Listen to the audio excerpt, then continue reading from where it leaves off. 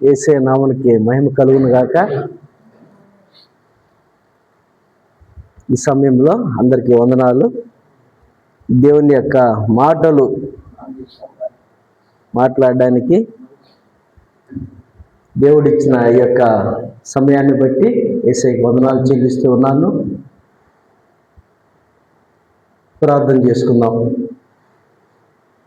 పరిశుద్ధుడా, మహోన్నతుడా, మహాగణుడైన తండ్రి, మీరు ఇస్తే జీవం, మీరు ఇస్తే ఆయుష్, నేనా మీ సన్నిధిలో మేము చెల్లించగలుగుతున్నాం, ఇలా జీవించగలుగుతున్నాం, బ్రతకగలుగుతున్నాం అంటే దానికి కారణం మీ కృప అయినందుకు మీకు వందనాలు చెల్లిస్తూ ఉన్నాం.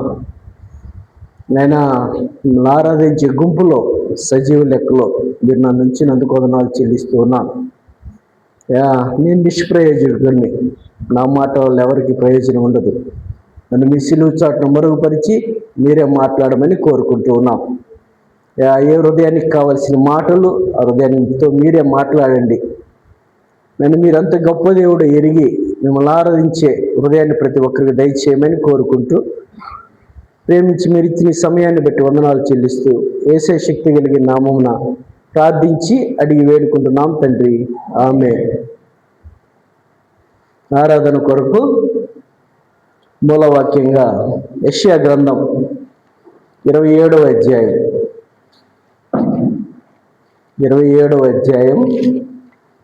3వ వచనం నేను చదువుతాను.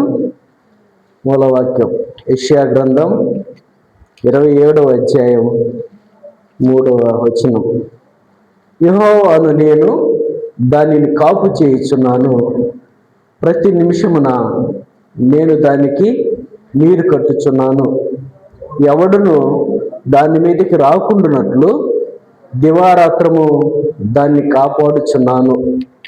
అలాగే 116వ కీర్తన మొదటి నుండి చివరి వరకు మార్చి చదువుకున్నాం. యెహోవా నా మొరను నా విన్నపములను ఆలకించి ఉన్నాడు, కాగా నేను ఆయన్ను ప్రేమించుచున్నాను.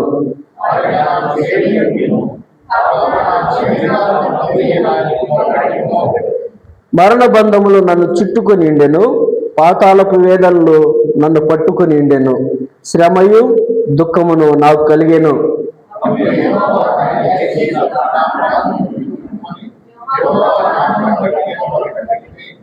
యెహోవా దయాళుడు, నీతిమంతుడు, మన దేవుడు వాత్సల్యత గలవాడు.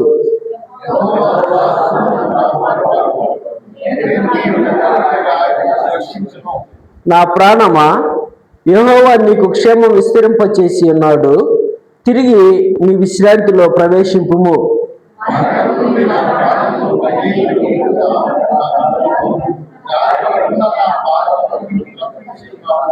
సజీవులున్న దేశంలో యెహోవా సన్నిధిని నేను కాలము గడుపుదును.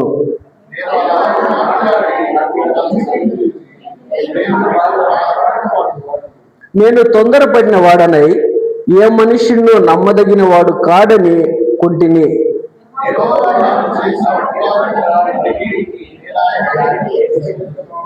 రక్షణ పాత్రను చేత పుచ్చుకుని యెహోవా నామమున ప్రార్థన చేసేదను.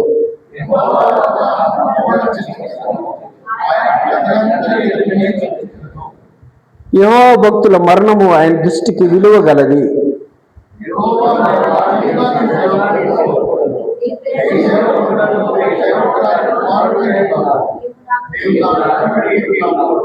నేను నీకు కృతజ్ఞతార్పణ అర్పించేదను, యెహోవా నామమును ప్రార్థన చేసేదను.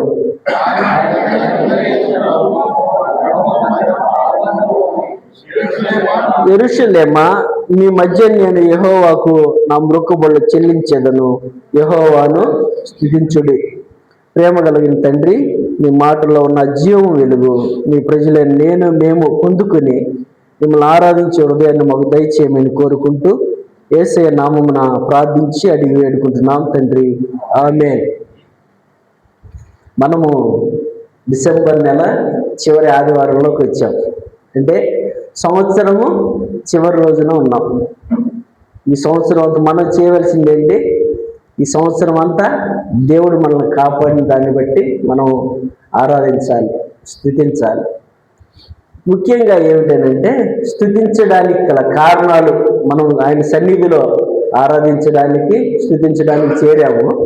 అయితే ముఖ్యంగా ఆయన ఈ యొక్క సంవత్సర కాలం అంతా 2025 సంవత్సర కాలం అంతా ఆయన మన పరిస్థితులను బట్టి మనల్ని కాపాడుతూ వచ్చాడు.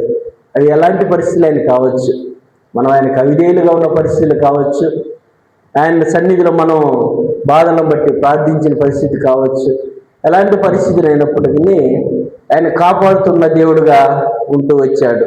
కాబట్టి మనం ఆయనకి కృతజ్ఞత చెల్లించవలసిన వారముగా, స్తుతి చెల్లించవలసిన వారముగా ఉంటూ ఉన్నాం. అయితే ఎన్నో బాధల్లో రెండు వైపులు, ఒక నాణ్యానికి రెండు వైపుల బొమ్మ బొరుసు ఎలా ఉంటుందో మన జీవితంలో కూడా ఒకవైపు అన్ని మేలులే జరిగి ఉంటాయి మనం ప్రార్థించినప్పుడు, ఇంకోవైపు మనకు అన్ని కష్టాలు ఎదురై ఉంటాయి, నిందలు అవమానాలు ఎదురై ఉంటాయి. అయితే ఆ బాధల్లో ఉన్నప్పుడు, ఆ నిందల అవమానాల్లో ఉన్నప్పుడు దేవుని సన్నిధిలో మనం మోకరించి ఉంటాం. దీన్ని తీసివేయమనో, లేకపోతే ఇది నాకు ఎలా వచ్చిందనో మనకు తెలియకుండా కొన్ని ఇచ్చి ఉంటాయి. వాటన్నిటిని బట్టి కూడా మనం దేవుణ్ణి కొన్నిసార్లు వ్యతిరేకంగా మాట్లాడినప్పటికీ దేవుణ్ణి స్తుతించే వారముగానే ఉంటూ ఉన్నాం. అదే అంటూ ఉన్నాడు అక్కడ యెషయా గ్రంథంలో చెప్పే మాట, ఒక ద్రాక్ష వనం గురించి మాట్లాడుతూ అంటూ ఉన్నాడు, యెహోవా నేను దానిని కాపు చేస్తున్నాను, ప్రతి నిమిషము నేను దానికి నీరు కట్టుచున్నాను, ఎవడును దాని మీదకి రాకున్నట్లు దివారాత్రము దానిని కాపాడుచున్నాను అంటూ ఉన్నాడు. మన అవిధేయతను బట్టి మనం దేవునికి ఎదురు తిరిగినప్పటికీ ఆయన మనల్ని కాపాడేవాడుగా ఉంటూ ఉన్నాడు. అందుని బట్టి మనం వందనాలు చెల్లించాలి, మొదటి కారణం అదైతే. రెండోది, మనకు జరిగిన మేలులు ఏవైతే ఉన్నాయో, మనకి కఠినమైన భయంకర పరిస్థితులు రావచ్చు, ఈ ఒకవేళ పెళ్లి కానీ, ఆర్థిక పరిస్థితి కానీ, కుటుంబ సమస్యలు కానీ, మన జీవితంలో స్టూడెంట్స్ అయితే చదువు సమస్య కానీ, అలాంటి పరిస్థితులు వచ్చినప్పుడు మనం ప్రార్థించుంటాం, ఈ పరిస్థితి నా వల్ల కావట్లేదు. అలాంటప్పుడు దేవుడు మనకి మేలు చేసిన వాడుగా ఉంటాడు. ఒక ఆయనకు రెండు వైపులు చేసినప్పుడు మన బాధల్లో అవిధేయతలు ఆయన మేలు చేసిన వాడుగా ఉంటూ ఉన్నాడు, మన సంతోషానికి ఆయన కారణమైన వాడుగా ఉంటూ ఉన్నాడు. అయితే మనల్ని ఎలాంటి పరిస్థితుల్లో ఆయన తోసివేయని దేవుడుగా ఉంటూ ఉన్నాడు. అందుని బట్టి మనం ఆయనకు వందనాలు చేయొచ్చు. అదే ఆయన ఇచ్చిన వాగ్దానం, నేను కాపు చేయుచున్నాను, అన్ని నిమిషం మాత్రమే నన్ను విడిచిపెట్టని దేవుడుగా ఉంటూ ఉన్నాడు. మనం కొన్ని చోట్ల చూస్తే, చదువుకున్న భావం చూస్తే ఆయన వాత్సల్యము మనల్ని కాపాడేదిగా ఉంటూ ఉంది.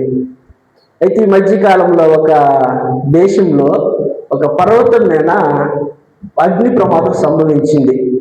ఆ అగ్ని ప్రమాదం సంభవించేప్పుడు కొంతమంది దానికి సంబంధించిన అధికారులు వాళ్ళందరూ ఆ పైకి పోయి చూసినప్పుడు కొంతమంది నివాసం ఉండే ఆ ప్రాంతాలన్నీ కాలిపోయాయి. అక్కడ కాలిపోయినప్పుడు ఆ ప్రాంతంలో ఒక పక్షి గూడు ఉంటే, ఆ గూడు మీద పక్షి ఇట్లా రెక్కలు చాచి ఉంది, ఆ పక్షి కాలిపోయింది. ఆ గూడు కాలిపోయిన నివాసం ఉండే జనాలంతా కాలిపోయారు ఆ అగ్ని ప్రమాదంలో. అయితే ఆ అధికారులు, ఈ పక్షి ఇక్కడ ఎందుకు చనిపోవాల్సి వచ్చింది, దీనికి ఎగిరిపోవచ్చు కదా అని చూసి ఆ పక్షిని తీసి ఆ కింద పిల్లలు జీవించి ఉన్నాయంట. అంటే 91వ కీర్తనలు అంటూ ఉంటాడు, ఆయన రెక్కలతో నిన్ను కప్పును అంటూ ఉంటాడు. ఆ మాట అది మన జీవితంలో ఈ 2025 సంవత్సరంలో, గడిచిన సంవత్సరంలో అక్షరాలు అది మన జీవితంలో నెరవేరేదిగా కనబడుతూ ఉంది. అందుని బట్టి మనం దేవునికి వందనాలు చెల్లించాలి. కొన్ని పరిస్థితులు మనం చూడలేవు అనుకుంటూ ఉన్నాం. ఉదాహరణ చూస్తే, మన దైవ సేవకుల సంగతి మనం చూస్తే చాలా భయం వచ్చింది ఆయన జీవితంలో.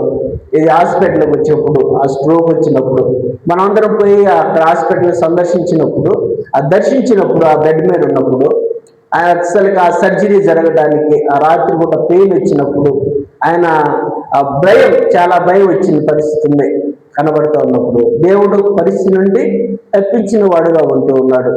మన జీవితాల్లో చాలాసార్లు అలాంటి భయాల నుంచి కూడా దేవుడు గడిచిన కాలం తప్పించినట్లుగా ఉంటూ ఉన్నాడు. మనం అందుని బట్టి వందనాలు చెల్లించాలి. ముఖ్యంగా తీసుకుంటే మనం చివరి ఆదివారంలో ఉన్నాము. ఇంకో 2-3 రోజుల్లో నూతన సంవత్సరంలో అడుగు పెట్టబోతూ ఉన్నాము. ఈ గడిచిన కాలం అంతా తన కృపలో కాపాడి భద్రపరిచి నూతన సంవత్సరాన్ని మనకి దయాకిరీటముగా దయచేయబోతున్న దేవునికి మనం వందనాలు చెల్లించవలసిన వారముగా ఉంటూ ఉన్నాం.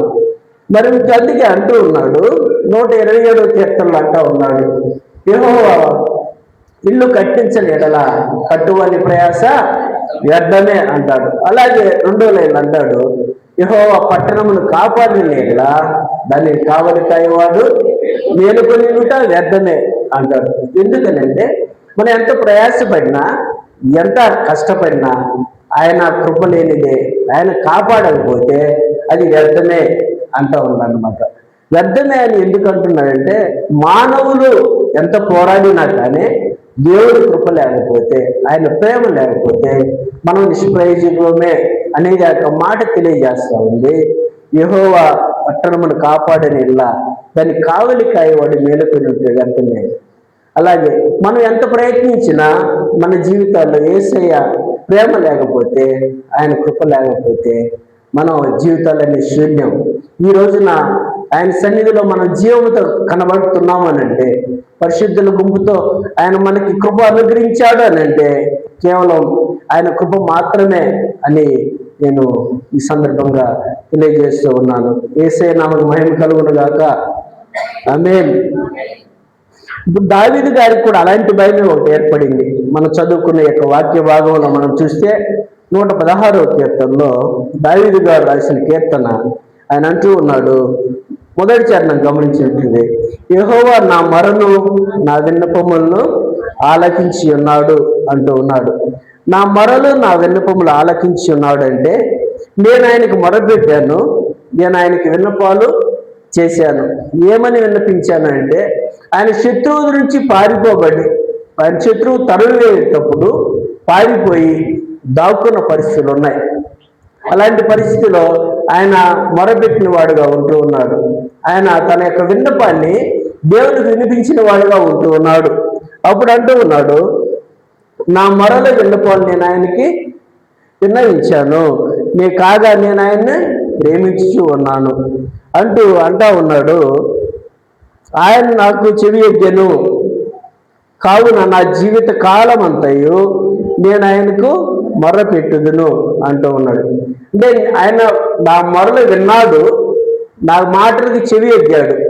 నా యొక్క ప్రార్థన, నా యొక్క విన్నపము, నా మొర యథార్థమైనదిగా ఉన్నది కాబట్టి ఆయన చెవి ఎగ్గాడు అని చెప్తా ఉన్నాడు. ఆయన యొక్క ఉద్దేశం, ఆయన యొక్క అనుభవం, దావీదు గారి యొక్క జీవిత యొక్క అనుభవాన్ని మన ముందుంచుతున్నాడు పాట రూపంలో. ఆయన అంటూ ఉన్నాడు ఆ పాట, నేను యెహోవాకు మొరపెట్టాను, విన్నపాలు వినిపించాను, ఆయన నా మొరలు విన్నాడు, నా మొరకు ఆయన చెవి ఎగ్గిన దేవుడుగా ఉన్నాడు, ఎందుకంటే నేను ఆయన్ను ప్రేమించుచున్నాను కాబట్టి. అయితే నా జీవిత కాలం అంతయు నేను ఆయనకి మొరపెట్టుదును అంటా ఉన్నాడు. ఆయన పరిస్థితి చెప్తా ఉన్నాడు. ఇదేంటి, ఆయన ప్రార్థన దేవుడు విన్నవాడుగా ఉంటూ ఉన్నాడు. ఆ తర్వాత చెప్తున్నాడు, నేను ఎలాంటి పరిస్థితిలో ఉన్నాను, ఆ పరిస్థితిని దేవుడు నన్ను ఎలా విడిపించాడు, తన జీవితంలో దేవుడు చేసిన మేలులను ఆయన మనకు పంచుకుంటా ఉన్నాడు అనమాట. అంటే అంటా ఉన్నాడు 3వ చరణం గమనించినట్లయితే, మరణ బంధకములు నన్ను చుట్టుకొని ఉండెను, పాతాళ పేదలు నన్ను పట్టుకొని ఉండెను, శ్రమయు దుఃఖమయు నాకు కలిగాను. అది నా స్థితి. దావీదు చెప్తున్నాడు, నా స్థితి ఇలాంటి స్థితి. అలాంటి స్థితిలో ఉన్నప్పుడు నేను ఆయనకు మొర్ర పెట్టాను, ఆయన నా మొరకి చెవి ఎగ్గిన వాడుగా ఉంటూ ఉన్నాడు. నా స్థితి ఏమిటనంటే మరణ బంధకములు నన్ను చుట్టుకొని ఉన్నాయి.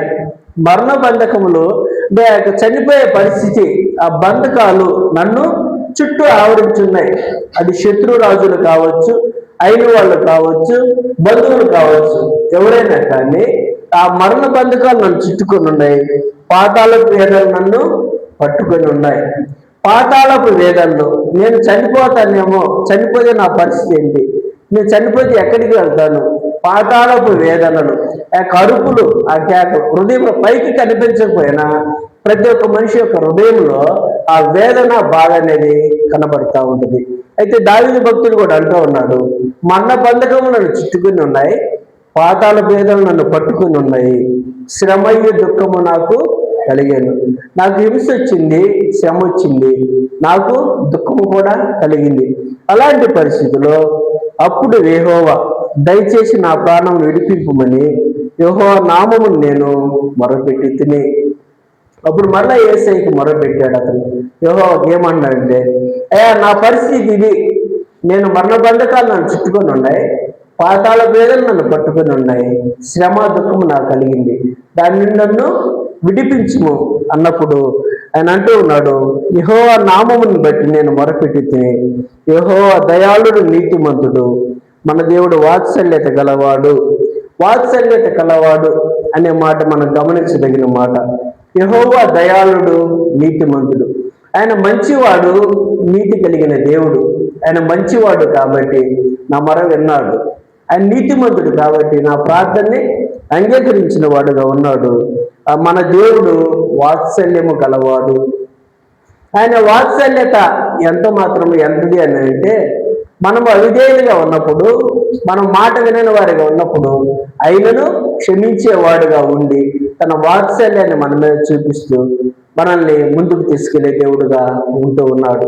బైబిల్లో 365 రోజులు 66 రోజులు భయపడకం అనేది ఆ యొక్క మాట రాయబడి ఉన్నది అని అంటే, ప్రతిరోజుకి ఒకసారి భయపడే పరిస్థితి మన జీవితంలో వస్తూ ఉందని ఆయనకు తెలుసు. అలాంటి పరిస్థితుల్లో భయపడకము నేనున్నానని వాగ్దానం చేసిన దేవుడు, నేరుగా వాగ్దానాన్ని మన ఎడల నెరవేర్చు వస్తున్న ఆ యొక్క దేవుడు దావీదు జీవితంలో అంటూ ఉన్నాడు. ఏమంటున్నాడు? యెహోవా దయాళుడు మంచివాడు, మన దేవుడు వాత్సల్యము కలవాడు. ఆయన తన యొక్క వాత్సల్యాన్ని బట్టి మనల్ని కాపాడుతున్న దేవుడు. తన యొక్క వాత్సల్యాన్ని బట్టి మన అవిధేయతలను త్రోసి వేసినప్పటికీ ఆయన మనల్ని రక్షిస్తూ ఉన్న దేవుడుగా ఉంటూ ఉన్నాడు. అందుని బట్టి మనం ఆయనకి వందనాలు చెల్లించవలసిన వారముగా ఉంటూ ఉన్నాం. అంత మాత్రం కాదు, దావీదు భక్తుడు ఇంకా అంటూ ఉన్నాడు, యెహోవా సాధువులను కాపాడువాడు, నేను కృంగి ఉండగా ఆయన నన్ను రక్షించెను అంటూ ఉన్నాడు. నేను కృంగి ఉండగా ఆయన నన్ను రక్షించెను అంటే, ఆ యొక్క శత్రువు ఆ యొక్క శ్రమ చేత, దుఃఖము చేత శత్రువు తరుముచూ ఉన్నప్పుడు, ఆయనకి ఆ బాధ అన్ని కలిగినప్పుడు ఆయన కృంగిపోయి ఉండగా ఆయన అంటూ ఉన్నాడు, నేను కృంగి ఉండగా ఆయన నన్ను రక్షించెను. మనుషులు మీద ఆధారపడినప్పుడు, ఒక వ్యక్తి మనుషుల మీద ఆధారపడినప్పుడు, ఒక ధన పరిస్థితిని బట్టి ధనవంతుల మీద ఆధారపడినప్పుడు, ఆర్థిక పరిస్థితి ఇబ్బందులను బట్టి ధనవంతుల మీద ఆధారపడినప్పుడు అతను కొంతవరకు మాత్రమే సహాయం చేయగలడు. లేదా అనారోగ్య పరిస్థితిని బట్టి డాక్టర్ల మీద ఆధారపడితే వారు కొంతవరకు మాత్రమే సహాయం చేయగలరు. కానీ ఇక్కడ అంటూ ఉన్నాడు, నేను కృంగి ఉండగా ఆయన నన్ను రక్షించను. అది భౌతికమైన కృంగుదల కాదు, కానీ మానసికమైన కృంగుదలగా మనం ఇక్కడ చూస్తూ ఉన్నాం. భౌతికమైన కృంగుదల ఎవరైనా దాన్ని పరిష్కరించగలరు, మానసికమైన కృంగుదలని దేవుడు మాత్రమే పరిష్కరించగలరు. అలాంటి పరిస్థితి మన జీవితంలో చాలాసార్లు వచ్చి ఉంటుంది. మనుషుల మాట వల్ల కానీ, నిందల వల్ల కానివ్వండి, ఇంకా ఇరుకు పరిస్థితుల వల్ల కానివ్వండి, ఎలాంటి పరిస్థితి చాలాసార్లు మనకు వచ్చి ఉంటాయి. కానీ అలాంటి పరిస్థితిలో దావీదుకు తోడై ఉన్న దేవుడు, దావీదును రక్షించిన దేవుడు మనల్ని కూడా రక్షించిన వాడుగా ఉంటూ ఉన్నాడు. అందుని బట్టి మనం ఆయనకి వందనాలు చెల్లించవలసిన వారముగా ఉంటూ ఉన్నాం. మొదటిగా ఆయన మన మాటలు ఆలకించే దేవుడు, మన మొరలను వినే దేవుడు, వాటికి చెవియొగ్గే దేవుడు. అందుని బట్టి మనం ఆయనకి వందనాలు చెల్లించాలి. అంత మాత్రమే కాదు, ఆయన వాత్సల్యం చేత మనల్ని కాపాడే దేవుడుగా ఉన్నాడు. అందుని బట్టి వందనాలు చెల్లించవలసిన వారముగా ఉంటూ ఉన్నాం. అంటూ నా ప్రాణమా, 7వ చరణం గమనించినట్లయితే, నా ప్రాణమా యెహోవా నీకు క్షేమమును విస్తరింపచేసి ఉన్నాడు, తిరిగి నీ విశ్రాంతిలో ప్రవేశింపుము. దావీదు తన ప్రాణంతో చెప్తా ఉన్నాడు. ఈ యొక్క కుంగుదల అనేది ఎక్కడ వస్తుంది? ప్రాణంలో వస్తుంది. ఆత్మీయ స్థితి గురించి మాట్లాడుతూ ఉన్నాడు, భౌతికమైన స్థితి గురించి కాదు ఈయన అనేది. నా ప్రాణమా యెహోవా నీకు క్షేమమును విస్తరింపజేసి ఉన్నాడు, తిరిగి విశ్రాంతిలో ప్రవేశింపు. నీవు కృంగిపోయి ఉన్నావు, మన భయం చేత భయపడిపోయి ఉన్నావు, పాతాళ వేదనతో శ్రమ దుఃఖంతో నువ్వు అలసిపోయి ఉన్నావు. కానీ యెహోవా నీకు క్షేమమును కలుగు చేసి ఉన్నాడు, కాబట్టి నువ్వు విశ్రాంతిలో ప్రవేశించుము. ఆ బాధలన్నింటిలో నీకు విడుదల కలిగింది కాబట్టి నువ్వు ఆ పరిస్థితుల్లో నుండి విడిపించబడ్డావు కాబట్టి శాంతిలో ప్రవేశించుము, ఆయన నువ్వు స్తుతించవలసిన వారముగా ఉంటూ ఉన్నాం అంటూ అన్నాడు. దేవుడు ఇప్పటివరకు నాకు వచ్చిన బాధల్లో నుండి విడిపించాడు. అంతేకాదు ఆయన ఇంకా ఏ విధంగా కాపాడాడో తర్వాత చెప్పబడుతూ ఉంది. 8వ వచనం గమనించినట్లయితే, మరణము నుండి నా ప్రాణమును, కన్నీళ్లు విడవకుండా నా కన్నులను, జారిపడకుండా నా పాదములను నీవు తప్పించున్నావు. ఆయన చేసిన మేలును అక్కడ తలపోసుకుంటూ ఉన్నాడు. దావీదు భక్తుడు అంటూ ఉన్నాడు, మరణం నుండి నా ప్రాణమును, కన్నీళ్లు విడవకుండా నా కన్నులు. ఆయన తన వాత్సల్యం నన్ను ఎంతగా కాపాడింది అని అంటే, మరణము నుండి నా ప్రాణమును కాపాడింది. నేను చనిపోతాను అనుకున్నాను, మరణ బంధకంలో చుట్టుకొని ఉన్నప్పుడు నాకు భయం కలిగింది, నేను చనిపోతాను అనుకున్నాను. అలాంటి పరిస్థితిలో ఆయన మరణం నుండి నా ప్రాణమును తప్పించిన వాడుగా ఉంటూ ఉన్నాడు. శ్రమయే దుఃఖము నాకు కలిగింది, అలాంటి పరిస్థితుల్లో ఆయన కన్నీళ్లు విడవకుండా నా కన్నులను కాపాడిన వాడుగా ఉంటూ ఉన్నాడు. అంత మాత్రమే కాదు, పాతాళపు వేదనలు నన్ను చుట్టుకుని ఉన్నప్పుడు, నేను జారిపోతానేమో అనుకున్నప్పుడు జారిపోకుండా నా పాదములను ఆయన తప్పించిన వాడుగా ఉంటూ ఉన్నాడు. అందుని బట్టి వందనాలు చెల్లించవలసిన వారు ఉంటుంది. మన జీవితంలో కూడా యేసయ్యను ఎరుగక ముందు మరణ బంధకాలు మనం చుట్టుకున్నాయి, పాతాళ వేదనలు మనం పట్టుకున్నాయి. మన మన అవిధేయత వల్ల, మన పరిస్థితుల వల్ల మనం తెచ్చుకున్న లేక పరిస్థితులను బట్టి మనం మరణ బంధకాలలో నుండి, ఆ శ్రమల నుండి, దుఃఖంలో నుండి మనం ప్రార్థించినప్పుడు తప్పించిన దేవుడుగా ఉంటూ ఉన్నాడు. అందుని బట్టి మనం ఆయనకి వందనాలు చెల్లించవలసిన వారముగా ఉంటుంది. సజీవులున్న దేశంలో యెహోవా సన్నిధిని నేను కాలము గడుపుదును. నేను అలాగూ మాటలాడి నమ్మకించి తిని, నేను దిగుల బాధపడిన వాడను. సజీవులున్న దేశంలో అంటే ఈ లోకంలో ఉన్న మనుషులందరూ నిర్జీవులే, సజీవులు కాదు. మనుషులు ఏదో ఒక నాడు ఈ లోకాన్ని విడిచిపెట్టవలసిన వారమే. అయితే మనం మరణించిన తర్వాత దేవునితో కూడా ఉన్న యొక్క దేశం సజీవుల దేశం, పరిశుద్ధులున్న యొక్క గుంపు సజీవుల దేశం. ఆయన ఉద్దేశం అంటాడు, సజీవులున్న దేశంలో యెహోవా సన్నిధిని నేను కాలము గడుపుదును. ఈ లోకంలో మరణించిన, ఈ లోకంలో ఇక మరణ భయం చేత నేను బాధపడినా పర్వాలేదు, కానీ సజీవులున్న దేశంలో నేను కాలము గడుపుదును అని ఆ యొక్క దావీదు గారి అనుభవం, ఆ యొక్క జీవిత అనుభవం మన జీవితంలో కూడా దేవుడు ఉంచాడు. ఈ గడిచిన కాలం అంతా 2025 సంవత్సరం ఆ యొక్క డిసెంబర్ నెల చివరి ఆరాధనలో మనల్ని ఉంచిన దేవుడు సజీవుల దేశంలో మనం ప్రవేశింపజేయడానికి తన వాత్సల్యము చేత, తన ప్రేమ చేత మనల్ని నడిపిస్తూ కాపాడుతూ తీసుకొచ్చాడు. గడిచిన కాలం అంతా ఆయన కాపు చేసి కాపాడి ఈరోజు ఆయన సన్నిధిలో ఉంచాడు. అందుని బట్టి మనం ఆయనకి వందనాలు చెల్లించవలసిన వారముగా ఉంటూ ఉన్నాం. అంత మాత్రమే కాదు, ఇంకా మనం గమనించినట్లయితే అని అంటూ ఉన్నాడు, నేను తొందరపడిన వాడినై ఏ మనుషులు నమ్మదగిన వాడు కాదనుకుంటుని, యెహోవా నాకు చేసిన ఉపకారములన్నిటికీ నేను ఆయనకి ఏమి చెల్లించును. రక్షణ పాత్రను చేతపుచ్చుకుని యెహోవా నామమున ప్రార్థన చేసేదను, యెహోవాకు నా మొక్కుబళ్ళు చెల్లించేదను, ఆయన ప్రజలందరి ఎదుటనే చెల్లించేదను. ఆయన మనల్ని కాపాడిన దేవుడుగా ఉన్నందుకు మనం ఆయనకి వందనాలు చెల్లించవలసిన వారముగా ఉంటూ ఉన్నాం. మన మొక్కుబళ్ళు పోయిన గడిచిన సంవత్సరం ఇదే డిసెంబర్ నెలలో కావచ్చు, జనవరి నెలలో కావచ్చు, ఆయన కొరకు మనం జీవిస్తామన్న పరిస్థితి ఏదైతే ఉందో దానిని బట్టి మనం ఆయనకి వందనాలు చెల్లించవలసిన, ఆయన మొక్కుబడి చేసుకొని ఉంటాం.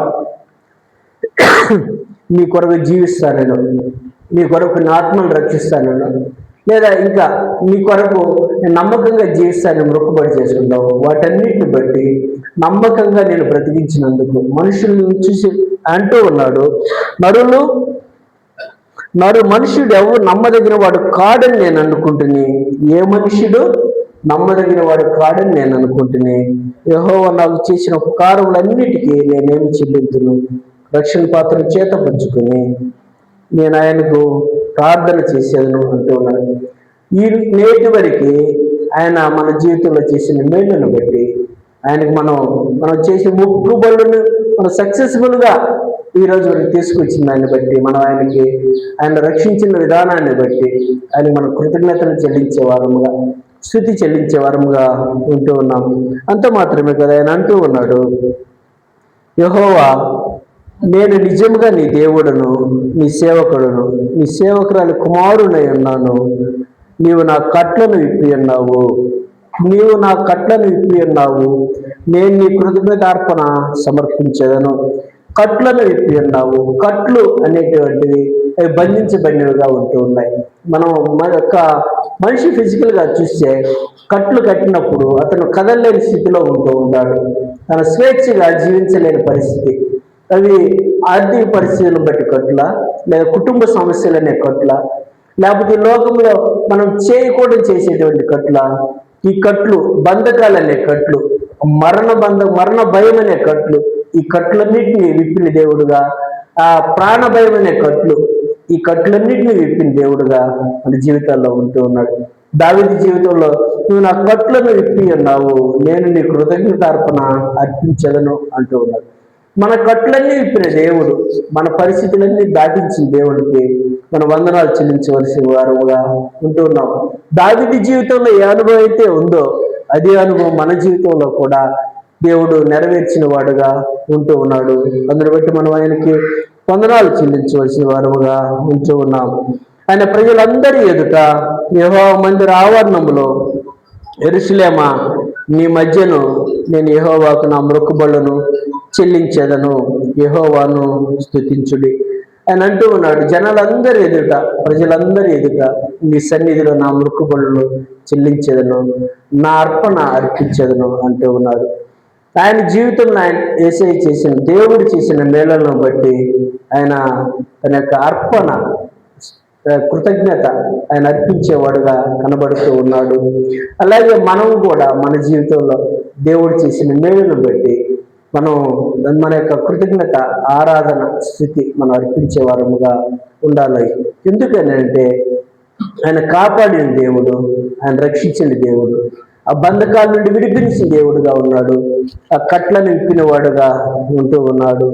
ఆయనే ఆయన విడిపించి ఉండకపోతే, ఆయన తప్పించి ఉండకపోతే మనం ఎంత ప్రయోజనం చేసి ఎంత ప్రయాసపడినా అది వ్యర్థమే. కాబట్టి ఆయన మనల్ని రక్షించిన దేవుడుగా ఉంటూ ఉన్నాడు. దావీదు అనుభవంలో నుంచి, ఆ దావీదు చేసిన యొక్క ఆరాధన, ఆ యొక్క స్తుతి, ఆ యొక్క అర్పణ ఏదైతుందో అది కూడా మనం ఈ సంవత్సరం చివరి రోజుల వరకు మనం కాపాడిన దేవుడికి మనం అర్పించవలసిన వారముగా ఉంటూ ఉన్నాం. తల ఉంచుదాం, ఆయన ఆరాధిద్దాం. మనం ఆరాధనకు యోగ్యుడు, అర్హుడు, పరిశుద్ధుడు, మహనీయుడు, మన బాధల నుండి తప్పించగలిగిన దేవుడు, మన స్థుతులకు కారణభూతుడు,